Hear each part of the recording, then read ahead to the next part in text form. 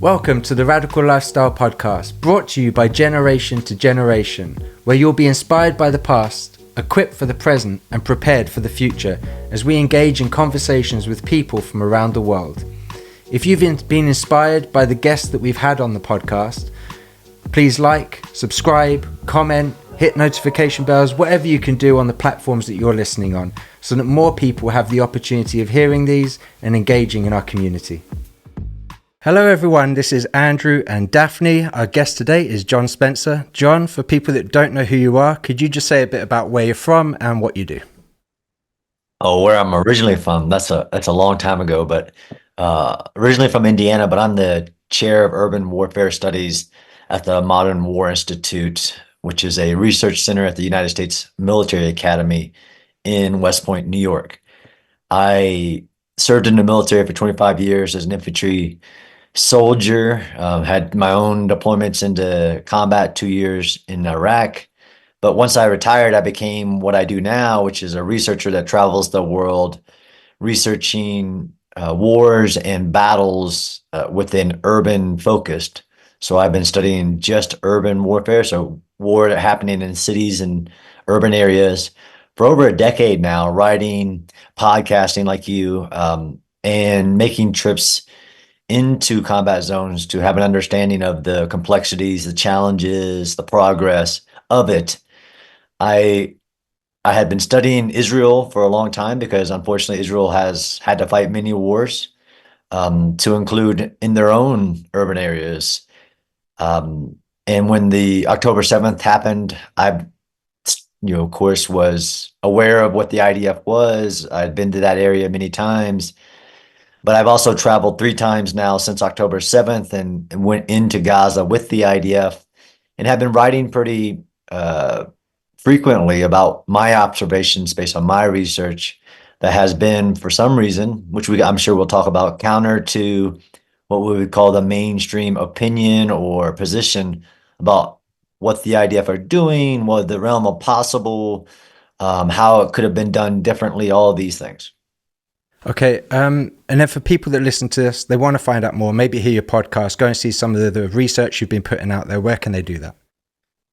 Yeah, there's a few places. For the podcast, really anywhere that you get your podcast, it's called the Urban Warfare Project podcast, and I've been doing it for years. For my research and publications, probably the fastest way is just go to johnspenceronline.com in the publication tab for all the books, case studies, articles that I've ever written. Okay, so you can say. I just want to make a disclaimer right at the beginning. For everybody listening and for you, John, I'm going to be the person that asks all the ignorant questions that probably most of our listeners have. So I'm just saying that so you don't think that I know nothing, right? Not at all. I think actually I pride myself in my writing is trying to communicate things that are complex, to make it understandable by the most amount of people. And I think that's unfortunately where we found ourselves, whether it's in Ukraine or Israel or other places, is that people, even that want to understand, don't have a framework in which to understand the war. For me, it's war in, fighting in urban areas. Yeah, and yeah, we'll talk about this more in a bit, but people can make very sort of broad, easy, nice fitting statements about things, but it only makes sense like that outside of the war, even though you're talking about the war. Actually, when you get into a war zone, these nice, simple statements are actually quite complex in themselves, but we'll get to that. You said you're a military man. How did you end up in the military? Is this something that your family goes back generations? Not necessarily. I mean, my grandfather served in World War II, but nobody that I was raised by or anything. Small, low-income family in Indiana. It was something I wanted as I was finishing high school. I joined at 17, and it was the option. It was the story, the adventure, the hope for me, and it became all that. It became truly life-changing education, world experience. I can't thank the military enough for what opportunities it gave to me, but I wrote this in one of my books, is that I of course had watched the videos and the movies and everything and had my ideals of what I wanted to be, not knowing what I was even seeing. So I joined at 17 and was off literally to a third world country, Panama City. Panama was my first duty station. And, 25 years later, I'm teaching strategy at West Point. I'm standing up a research center and doing research that nobody else is doing. So a hugely honored career and opportunities that the military gave me. Is there a certain movie that inspired you the most back then? No, not necessarily. Of course, I had watched like Rambo series, which is I don't want to date myself. The U.S. military has recruiting centers, and actually there were videos of like special forces and Rangers that I had watched, but I had already made my decision. Really, for my family and for my background, there wasn't another thing after high school. There wasn't a college option. There wasn't really anything other than staying in the small town, which is fine for, like my family's still there. Okay, and then I guess it was when you retired that you homed in on urban warfare. What was it about urban warfare that interested you so much?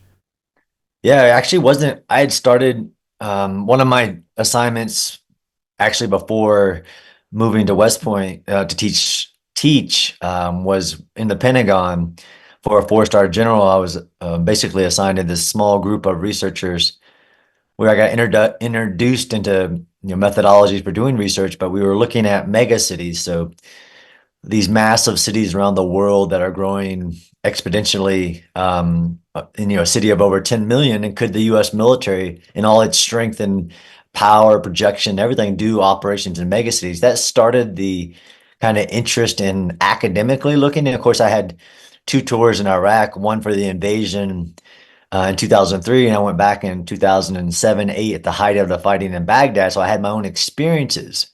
But really, around 2014, I started looking at it academically. Moved to West Point, of course, stand up a research center, started writing about it, which is a big part, I think, of thinking. I started publishing on urban warfare, and then I found out there's a giant gap even in the U.S. military, but all militaries, in studying the past of urban warfare or even the current aspects of it. So I have over like 140 articles and all this publications exploring the gaps and ideals of the domain. So I kind of fell into the urban topic, but over a decade, when I retired, I was offered the position to continue doing it, but it started years before I even left the military. So at what point do you look at a situation or look at a war and go, this is urban warfare? What defines it to you? Yeah, no, it's a great question. I think a lot of people have problems defining it. And I actually teach a course to military still that actually it'll be at the end of this month. And I start with that urban warfare 101. How do you define it? Simplistically, you break the two words apart. Urban for us in the military is defined by, any area with man-made features are the dominant terrain, a population, and the infrastructure to support them. So you have to have all three of those things. Warfare is fighting, where war is the pursuit of political goals. Warfare is the actual conduct of hostilities. So it's literally fighting in areas that are urban. When you start, taking that academically, people actually don't understand there's a gap in even defining what is urban. Like the United Nations defined it as everything that's not rural. So it's just really weird, right? So there's only two types: is rural or urban. But urban warfare is where you're fighting in the urban areas, and you have that presence of man-made features, population, and the infrastructure to support them. It's actually a simple question that is sometimes hard for people to answer. Oh. You said that there's actually a lack of research or even training in it within the military. Why is there that lack? Is it because that's just not the predominant landscape where the conflicts happen? Or are there other reasons behind it? Yeah, another great question. there's a long history of militaries fighting for cities because cities are the economic engines, the political seats of power, like political power. There's a lot of advantages in urban areas. There's a lot of historical, even from the start of warfare, history of fighting for cities, but not in cities. So for many reasons, urban warfare has become the decisive battles of wars. For the fact that their world is more urban than it's rural, most militaries are smaller than they've ever been. Advanced technologies make it really hard to fight anywhere not urban. But the reason that there's this gap is that militaries, to include even the U.S. military, rightfully so, have avoided urban warfare as much as possible. We used to actually write it in our books and only removed it about 5 years ago, where we would say avoid and bypass at all cost, because it's the worst place you could ask a military to fight. And so there's almost like this avoidance of it. So there's no real military focus on urban combat because of the fact that they don't want to do it. Even if you imagine future wars, you have this image of you fighting another military in the plains of Europe and the Folded Gap and things like that. And I've had to, because of my job, look at the institutional avoidance of urban warfare. I usually talk about like the U.S. military or even the UK, the British Army, is that there's no office, no person who's been allowed to study urban warfare over for more than a couple of years. There's no giant training centers, nothing. Like in the U.S. military, we have a center for Arctic warfare, a center for jungle warfare. And when I say center, I mean large places and locations with people assigned and resources assigned, desert warfare, like everything but urban warfare. And because when you move into the urban area, especially because of the law of war, which has come to light in the last, especially with Israel and Gaza, when you enter an urban area, there's the most restrictions on the use of force, right? That's where the most amount of the laws of war come into play, and where this intermixing of combatants and non-combatants come into play. So rightfully so, militaries, and I would agree, don't, if you can avoid it, but by that avoidance, war has continued to be pulled into urban areas because of the advantage it gives a defender, or just by the nature of the terrain. Like if we talk about Ukraine, it's like you're not going to go around the urban areas like in the past because the roads lead to urban areas. They're bigger. Your militaries are smaller. You can't have a 1,000,000-man front because of the fact that the size of the militaries and the geography has changed. But we avoid it. It's really interesting because urban warfare, I guess, is probably amongst the most complex areas to have to fight, and yet there's so little research and training in that. When you were serving in the military, did you have any interaction with the IDF during that time? Well, I mean, since I was at West Point in uniform, active duty, that's where I started doing, because I also do underground warfare, tunnel warfare. So I was doing conferences with with Israel on underground warfare while I was still in. When I was what we call operational, I can't remember a time being, basically working with but I was at a lower tactical level. It's really when I got into the academic level that I started being introduced more and more to both Israeli academics and IDF, like the history department. And if you go back to my podcast, I was interviewing Israeli generals or retired generals about, Yom Kippur War or the Mother's Butts attack with the Yamam and the evolution of what we think is urban warfare, even in Western militaries, and where some of the roots of the tactics, techniques, and procedures come from. It's from Israel. But I wouldn't say while I was in, especially at the operational and tactical levels, no. Well, actually, we had yesterday somebody on who's at the forefront of going into the tunnels, etc., in Israel. So you might put the link to that underneath. Yeah, he's part of an elite unit. They're the ones that pioneer the tunnel work. The Yahalom? Yes, I believe so. I don't know if you know Chaim Meospin. If you know that name. Doesn't sound familiar, but every time, because of the tunnel, I have a real big tunnel focus. And what Israel has faced in Gaza exceeds what any military has faced in underground warfare. So I've been, working with the Yahalom and studying their approaches for a long time as well, and have a few podcasts with them on that. So I Okay. probably know definitely of his subunits for sure. Okay. Now, the subject of the tunnels in Israel, we're all hearing about it now, but actually this goes back a few years. And I think it was Operation Protective Edge. We were out there during that, and they were dealing with tunnels that were coming in at that point. So when did you start interacting with Israel over their conflicts, and specifically around the tunnels? Is it around now, or are you going back a few years with this? Oh yeah, going back years. I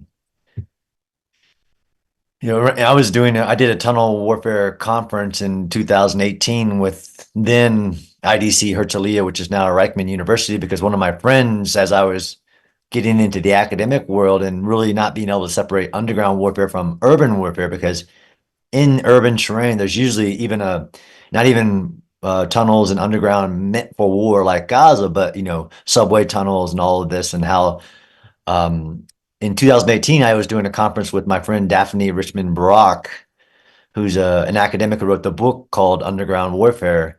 And went to the north to Hezbollah tunnels they found during Operation Northern Shield, interacting with the military units in the south to include the Yahalom bases. So around 2018, I'm interacting with IDF personnel and Israeli academics, solely looking at that. I mean, I was in Israel right after Operation Guardian of the Walls in 2021, which was a focus on urban.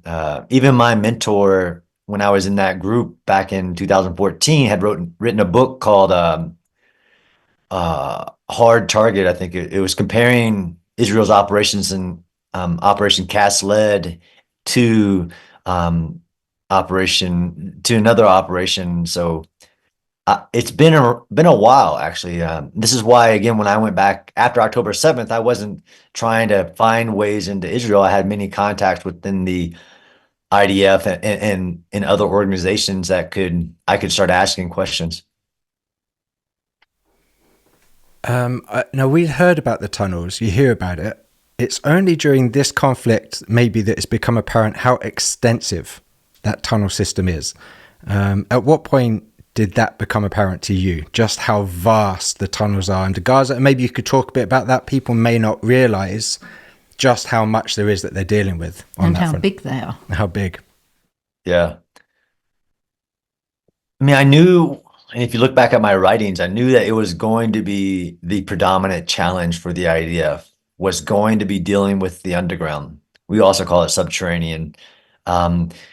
I also wrote after the war began that most estimates by us, people dealing with underground warfare, to include the IDF and others, we were wrong. The estimates before the war were around 500 or 400 kilometers or 300 miles of tunnels in Gaza. We knew that many of them were at a great depth. They had found some 200 feet underground before the war, but nobody, to include the IDF, honestly knew the true extent of what they call the Gaza Metro, that it ended up being over 400 miles. And to be honest, they really don't know because they haven't discovered them all. But over 400 miles of tunnels ranging from, just underneath buildings to 200 feet underground, connecting literally northern Gaza to Rafah. I mean, they have found tunnels underneath riverbeds, the Wadi Gaza, that they didn't think were possible. I was in one in December of 2023. They found just outside the gate between Israel, or just the fence between Israel and Gaza, that was over 2.5 miles long. You could drive trucks through it, that led right up to the wall. The sheer amount is impressive, but also the different types of tunnels. Everything from tunnels, individual tunnels that allow brigades to hold ground, to tunnels that connect one area to another. Deep buried weapons manufacturing plants, which is also something that they didn't realize was there, like rocket manufacturing plants deep underground. high level command and control centers underground, with air conditioning, air ventilation, power, internet, telephones, literally billions of dollars that far exceeded what most experts expected to be present in Gaza. Of course, they knew that there were tunnels in Gaza. They knew that Hamas was investing in tunnels, but the sheer scope, and most people, like, when I would tell this, were like, no way, there's no way that there's more tunnels in this little area of Gaza, 25 miles long, 7 miles wide at its greatest area, that there's 400 miles of tunnels. That's silly. And I was actually told that beginning, it's bigger than the London Metro, the New York Metro, the Tokyo Metro is bigger than that. So it's just layers of tunnels, and the underneath only urban areas, which is also different, right? As an urban warfare specialist, tunnels are not new. I've been recommending people dig tunnels if they're in a fight. Um, there's tunnels in North Korea. There's tunnels in China. We had our experiences, U.S. military tunnels in Vietnam, the tunnels of Cu Chi. But the complexity and the uniqueness that these tunnels are only under urban areas, for the sole purpose of using human shields. There's so much that the IDF faced in this tunnel network that nobody else had faced.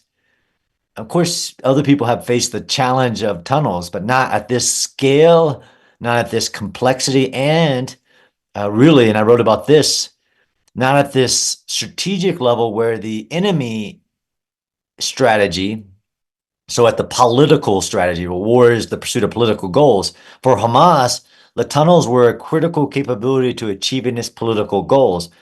In the past of wars, tunnels were subordinate to, the capital city, or, destroying the enemy military. In this case, in this war, the tunnels are vital to Hamas's overall strategy of survival, holding the hostages, causing the international community to stop Israel.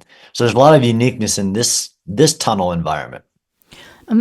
I wonder, just looking at it sitting here, how on earth did they manage to do all this?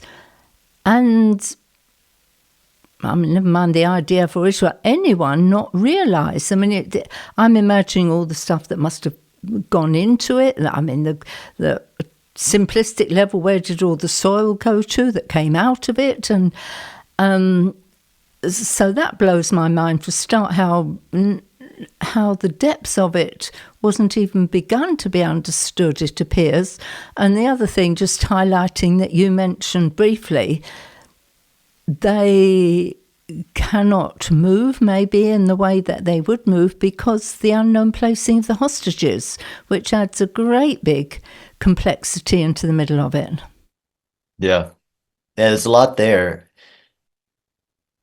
The fact that there are tunnels in Gaza wasn't an unknown. No. There's a lot of, there were tunnels there while the IDF were, actually, in Gaza, right? Before the 2005 withdrawal, there were tunnel bombs where they would dig underneath the IDF and blow them up. The presence of tunnels. And after the IDF left, after Hamas gained, seized power, after the Hamas started attacking Israel and the wall went up, and then you talk about the invasion tunnels, even into Operation Guardian of Walls in 2021, which was a big part of was striking the tunnels of Hamas. It wasn't unknown that Hamas was digging tunnels, but there was this, which has been problematic, it still is today, of containment. Like, they're doing their thing over there, as long as they're not there's a separation, okay, fine. There was an awareness of what was, there is, the fact that all this concrete was going in and it wasn't going into, investing in infrastructure. Somebody should have known that. Of course, but there is an assumption of, okay, we knew it, but what could be done about it? The fact that Hamas for 15 years, instead of investing in the infrastructure and improving the situation for the Palestinian people, they were just continuing their grand strategy of war and destroying Israel by investing in this creating cities underneath cities, and they're not dual purpose. And I've tried to explain this as I've gone, I went into Ukraine, as early as May of 2022, right after the Russians were defeated in Kyiv, and hundreds of thousands of Ukrainians sought refuge in the subways and the tunnels underneath urban areas. I mean, all 2.2 million of the Palestinian people of Gaza could fit in Hamas's tunnels, but they don't let a single civilian into their tunnels. So it's not like this was a dual purpose, protect the people type of defensive tunnel network. Lots of reasons why the tunnels are there, and what the IDF did or did not know, what the IDF believed they could do about the tunnels. Even now, where we're into the point of what do you do now? How can you destroy them? How do you deal with the tunnels in a military operation? There's been a lot of learning, even for the IDF, since October 7th, and to include a complete paradigm shift on how they approach tunnels today. You mentioned we're talking about billions of dollars of work to get this done. I know a friend in the IDF, he sent me a picture of his unit in one of these tunnels, and sometimes if I'm talking to people one-on-one, I'll show them the picture just to show, actually, this is what we're talking about. We're not talking about just some little hole that people have dug up here. Where did the finances for this come from? Yeah, mostly from the international community. I mean, that's opening up a bucket of, the fact that Hamas leadership, which many of them are now dead, are billionaires, if not millionaires. So because of this system, that the international community trying to improve the situation of the Palestinian people despite their leadership. But most of that is through international aid money, but also through illicit economies that Hamas has set up, to include taxing of their own people. But it's really from every cent that's ever been sent to the Palestinian people in Gaza has been, instead of improving the situation for the people in all forms of infrastructure, from water desalination to food, the Hamas leadership has stolen that from everybody who has sent, to include the United States, United Kingdom, and others who have sent money through UN organizations to help the people. That has gone into Hamas tunnel networks, for sure. Yeah, so since the war started, at the beginning, the terrorist attack happens, the war starts, people are generally kind of supportive of Israel, their right to defend themselves. Israel then starts getting the upper hand. The tide starts turning, they start turning against Israel. We now start hearing quite a lot about indiscriminate bombings, disproportionate responses. People may even point at numbers. Look, so many people are dying on this side, not on this side, as if, we should even these numbers out somehow, and then it suddenly becomes a fair conflict. Could you just talk a bit about what you've seen, maybe just generally speaking, about how the IDF conducts themselves compared to maybe another military? You've explained the complexity of this current situation, but maybe an urban warfare which is as close to being similar as this.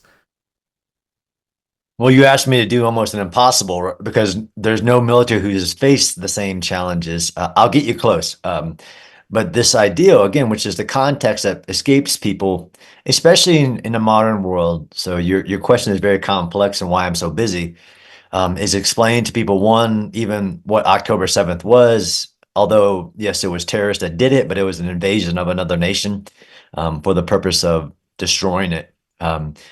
Just by scale, a massive attack in all the 20 different urban areas that were attacked.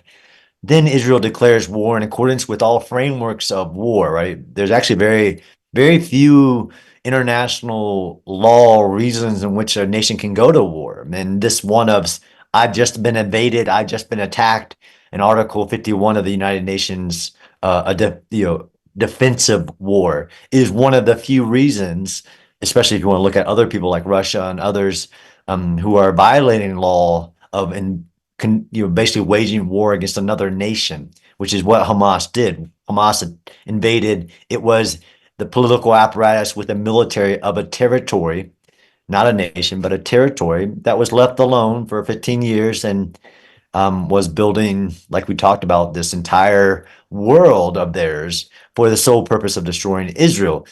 Israel declared war against Hamas on October 8th and then waged war to achieve their goals, which are very clear. Actually, in war, sometimes it's not easy for people to understand, like, what's the goal here? Israel wanted to bring the 250 hostages home, wanted to remove Hamas from power and destroy its military capability to ever wage war again and secure their borders. As soon as the war started, though, that's when this basically not understanding war, not understanding urban war, as people saw on their phones and TVs, images of destruction, images of civilians harmed, that they started waging lies about Israel because one, they didn't, some people were doing it because they're just anti-Israel, anti-Jewish people. Others were doing it because they just didn't have a framework in which to understand it, right? This is where I come in because I study urban warfare specifically. So I can show you every historical battle or war that a military has faced any similar challenges with, the context of having hostages in enemy territory, the density of the urban terrain, the size of the military. So Hamas was like was a full military of 40,000 fighters with assigned territory, weapon supplies, the presence of the rockets being launched, because on October 7th, they launched 4,000 rockets in the opening hours and then didn't stop and just kept launching rockets at urban areas in Israel. Under all that context, there's actually few historical examples where a military has those variables. And people kind of wanted to use frameworks of the last 20 years and some type of heuristic of prime, what I know is what we've seen in my lifetime. Yeah, that's those contexts are, have few variables in what Israel is doing. Even in, and I wrote this in like CNN, back in like November, like people were immediately saying like that. You mentioned like proportionality, understanding that 1,200 mainly Israeli civilians were killed on October 7th. And then people immediately started trying to take that number and compare it to the situation in Gaza. And that's not the way the law of war works, not the way that word works, proportionality. So I had to immediately start writing like, no, Israel is following the law of war. I've been working also, because I've been in this space for a long time, with what we call civilian harm mitigation. Of course, after World War II, after awful things that happened during World War II, there were Geneva Conventions, there were evolutions of the law of war on who you can target, who you can't target. Really, the foundational principle of all law of war is you can never target civilians.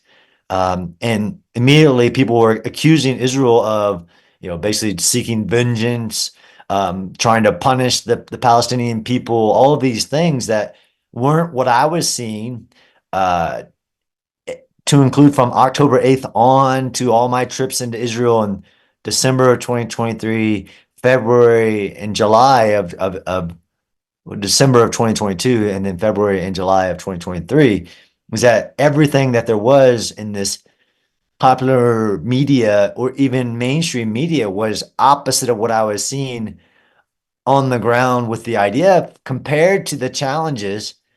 Now, this is where everybody started comparing IDF or the destruction or the level of civilian casualties to not similar cases, right? So they compared it to all the numbers of the global war on terrorism in Iraq and Afghanistan.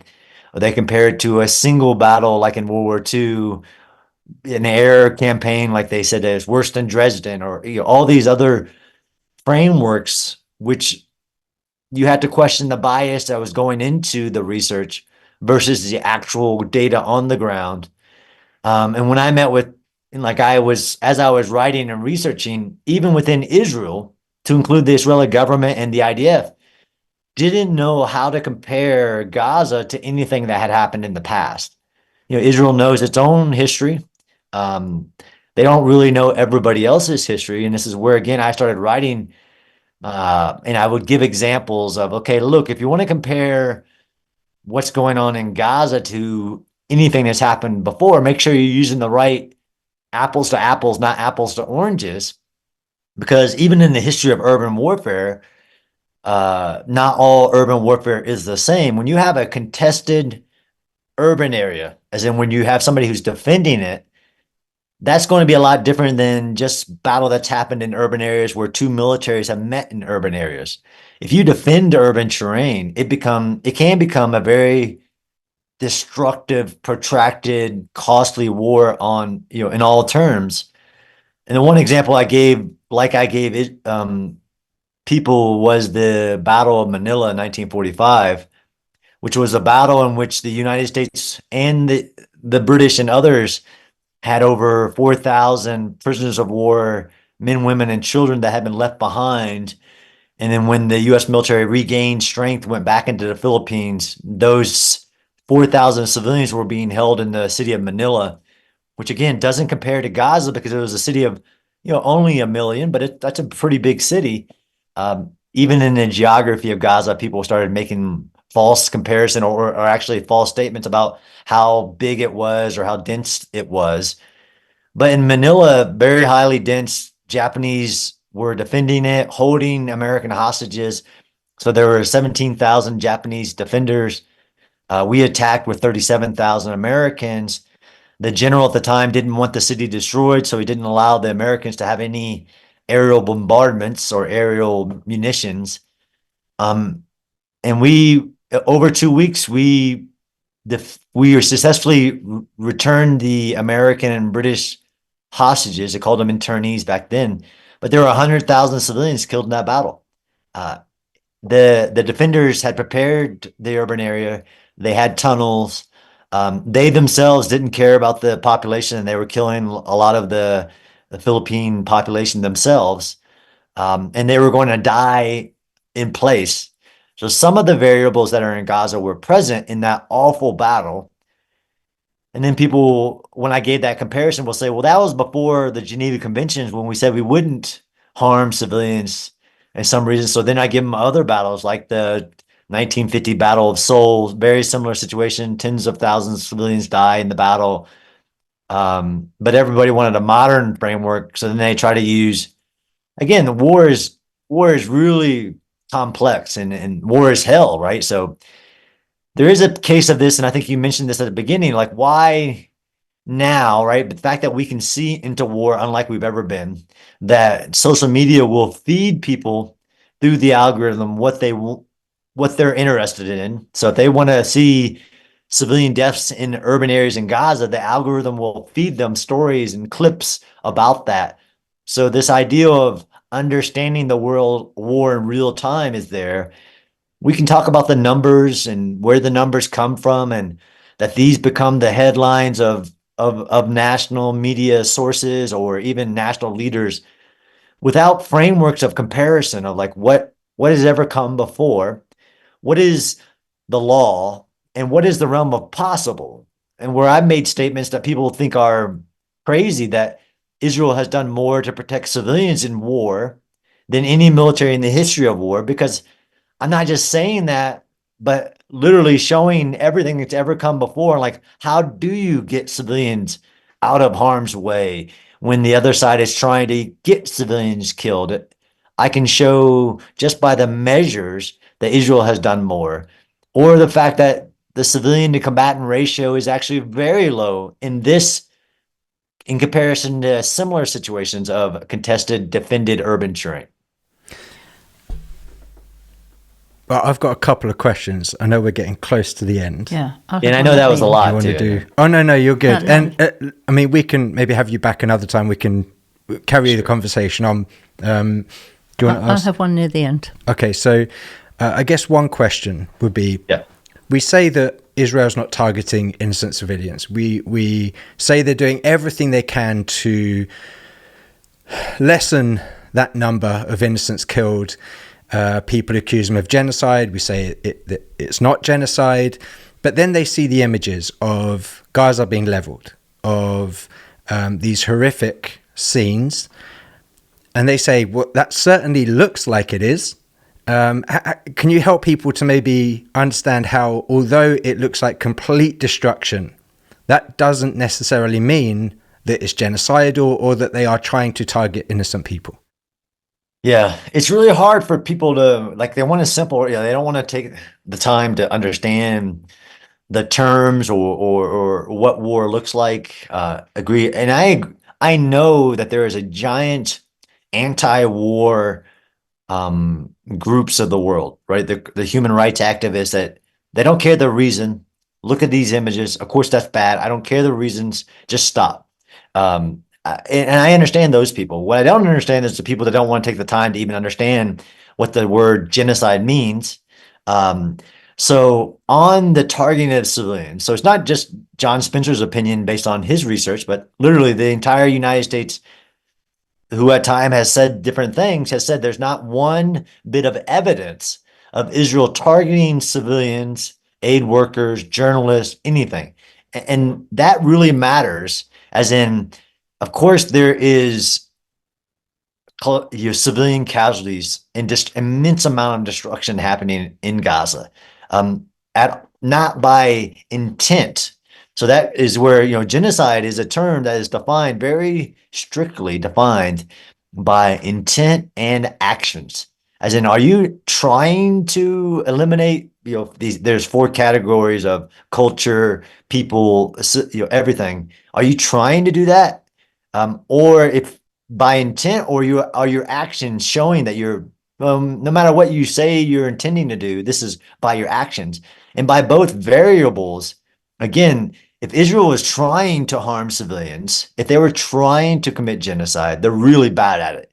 And everything they're doing is going against what they people say they're trying to do, or the images show, right? I can show you that those images are very similar to everything that's come before, when you have a defender who doesn't even have 400 miles of tunnels. If he defends that urban terrain to the death, and then that amount of level of destruction occurs when the military is trying to clear the urban area of the enemy force, even if I removed 100% of the civilian population, which, again, there's some history to this on the realms of possible, that those images would be there, but they're very emotional images, right? Like they invoke emotion. And of course, if somebody who doesn't know is like, what do you mean you didn't try to do that? There's no way you didn't try to destroy everything that's there and just flatten that area. Like, no, I can show you that based on what the enemy is doing, and the person attacking, trying to clear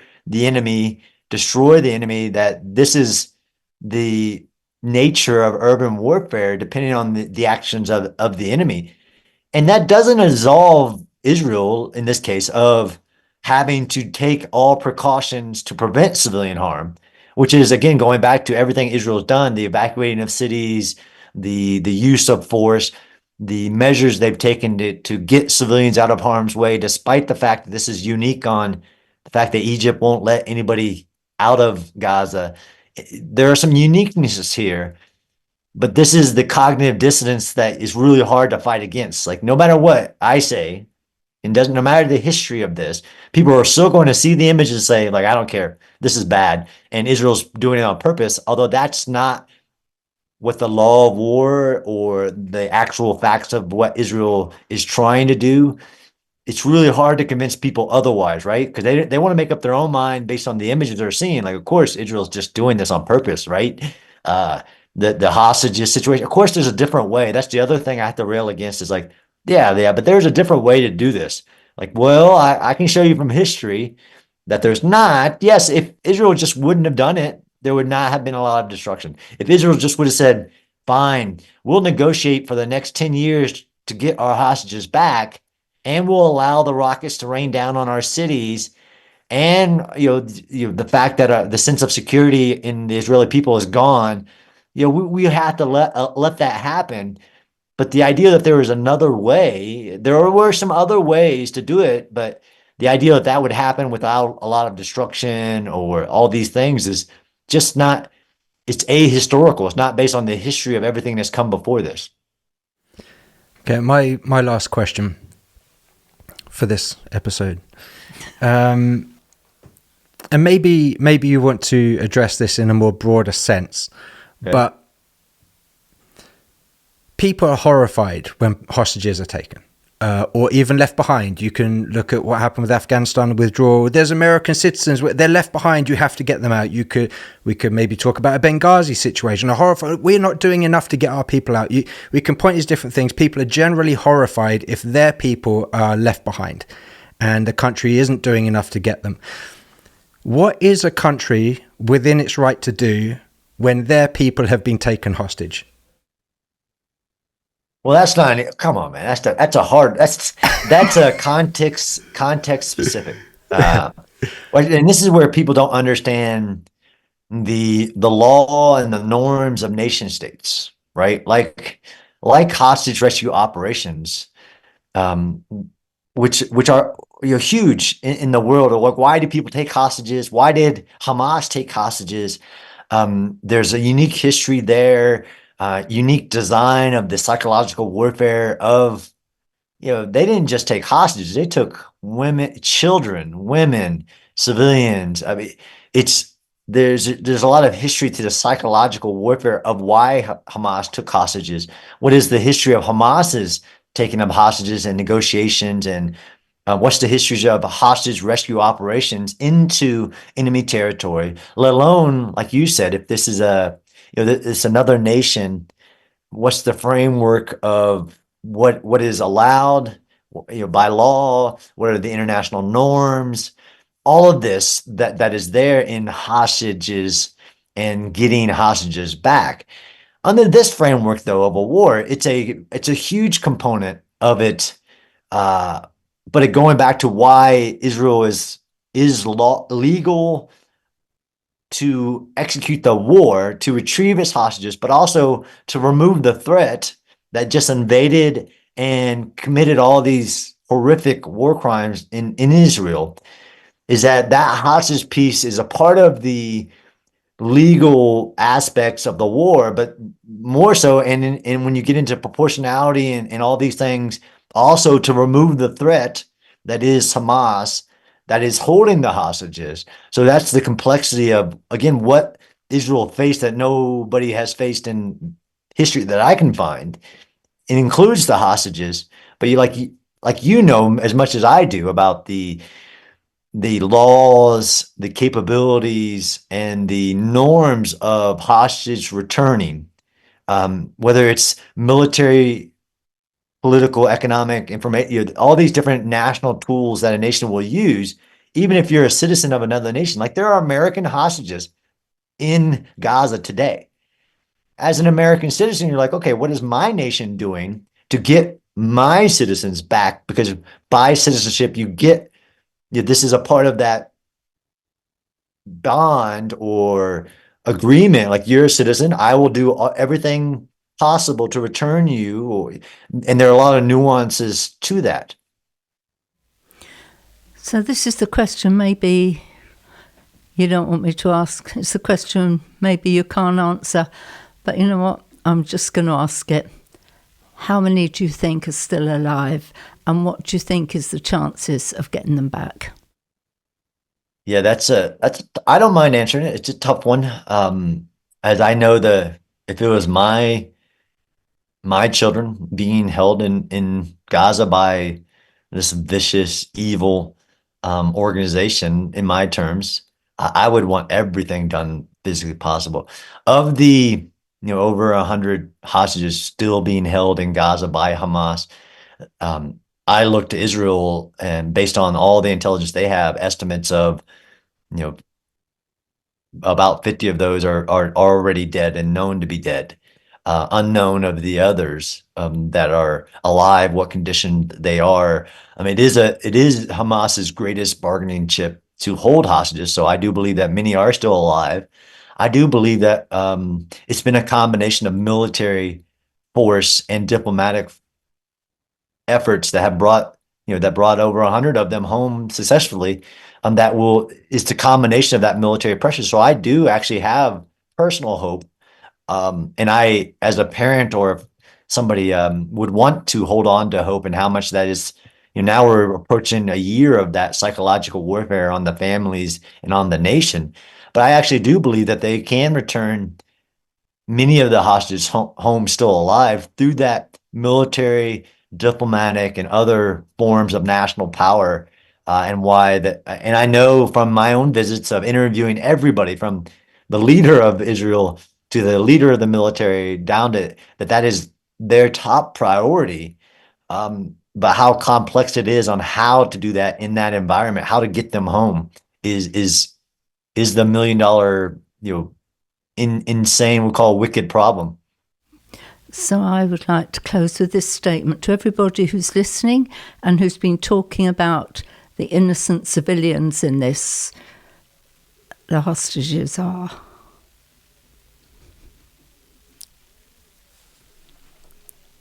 I'm crying. Oh no. Yeah. I'll chance that again.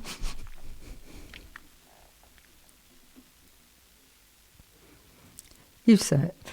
So I would like to remind everybody who's been talking about what about the innocent civilians, that at the start and to me the beginning and the end of this is remember the hostages.